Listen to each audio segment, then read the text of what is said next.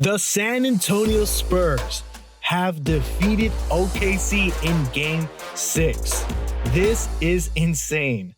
So I'm going to talk about everything that just happened last night here on Full Court Unscripted. So Wemby absolutely looked like a superstar from the opening tip. He was absolutely locked in from the last game that they lost. The Spurs, they attacked the paint all night. The series is now heading into a Game 7. And honestly, this is the game that it's exactly what I said in my last video. Wemby coming out with that monk fit with the shaved head, he was locked in from coming into the building.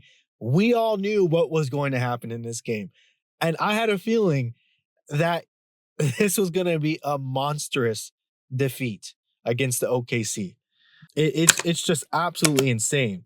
Wemby was doing absolutely everything on the court. I mean, he was like the Avatar, the Last Airbender. He was doing dunks, threes, handles, and blocks. And then don't even get me started with all of these highlights. You had Chet blocking Wemby, and then Wemby blocking Chet back-to-back possessions. That is insane basketball. Devin Vassell literally blocked Chet and then told him some words like, this is not going to be easy. That was insane. That was hyped for. I was completely hyped for. Look, now, besides all the blocking parties, look, the defense was the main thing, right? The defense on the OKC, everybody was locked in. It was like a Gold's Gym, next point wins type of game. It was insane. Spurs were flying around. They were physical all night. Energy was completely different from Game 5. And I don't know if because it was an elimination game that it just boosted the morale of all the Spurs, which I thought it would be the opposite. But these young guys are dogs. Look, the last game in Game 5, they shot 29% from the three. And in this game, this past game in Game 6, they shot at over 40% from three. It went down after they put in all the garbage time, right? And they let everybody from the bench step in into the fourth. That's when it started falling off. But before they started putting everybody off the bench into the floor, they were shooting 40% from the three. The Spurs attacked the paint. Paint touches created open threes. There was better shots, better rhythm. The threes got better because the paint got better. And it's crazy because OKC didn't get every whistle this game. And that's going to be a problem for the OKC. There was not 17 free throw attempts for Shea this time. Now you're seeing a officiating that is correct. Now, here's the thing.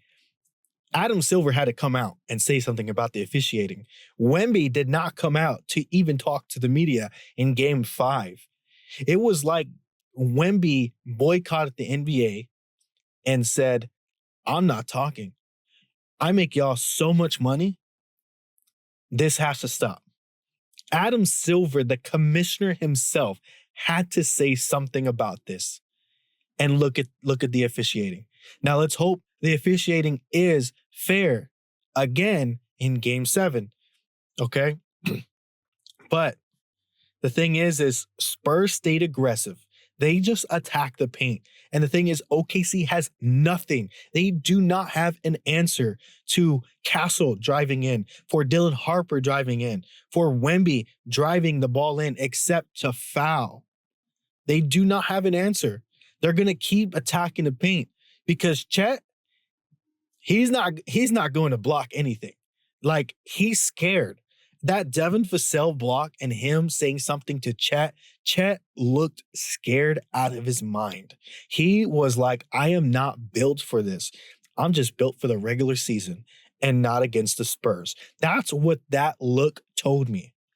So it's funny how things look when every flop isn't a reward.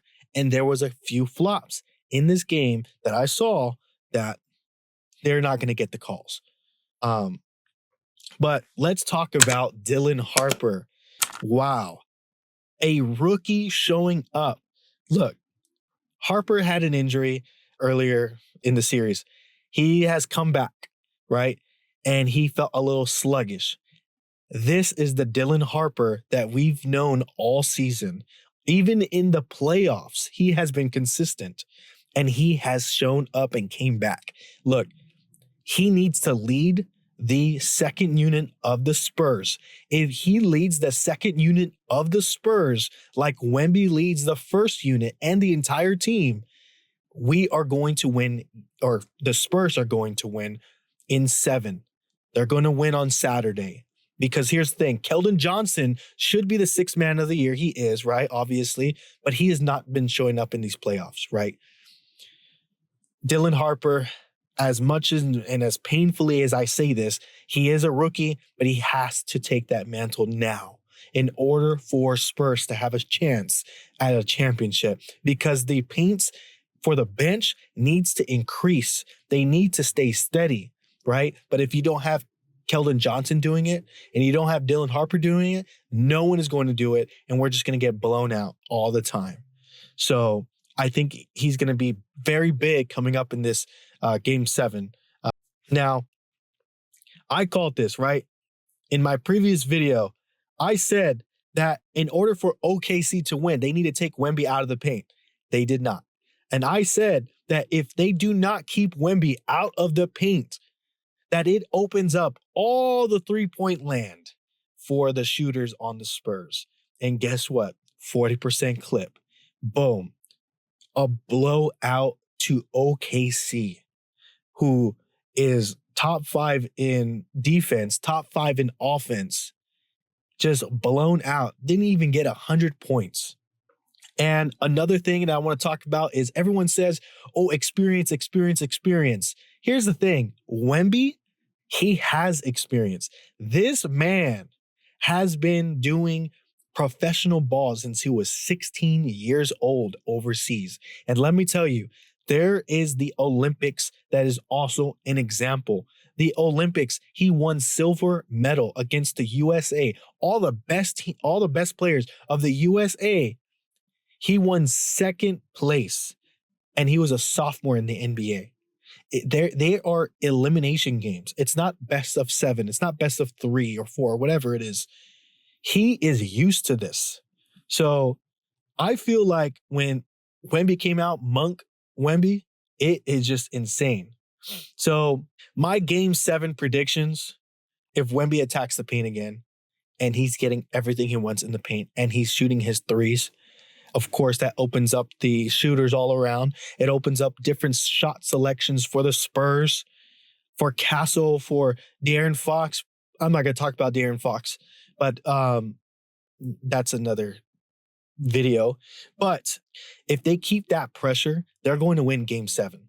If OKC gets all their calls, all their flopped calls, if the refs are on their side, right? But Spurs keep doing what they are doing that they did in Game 6, then it's going to be a 5 to 10 point game, and the Spurs are still going to win. Now, if the Spurs cannot do what they did in Game 6, and the refs are on OKC's side for Game 7, then the Spurs will lose this series. So this is going to be tough. It is an elimination game. Game 7. Who do y'all got? Is there anything that's stopping Wemby other than what I just said? What's going on? Who's going to drop what? If y'all have any comments about, what we just witnessed in Game 6, let me know in the comment section below. I appreciate you tuning in to the show. It is new, but if you stuck around, hit that subscribe button, and I'll see you on the next video.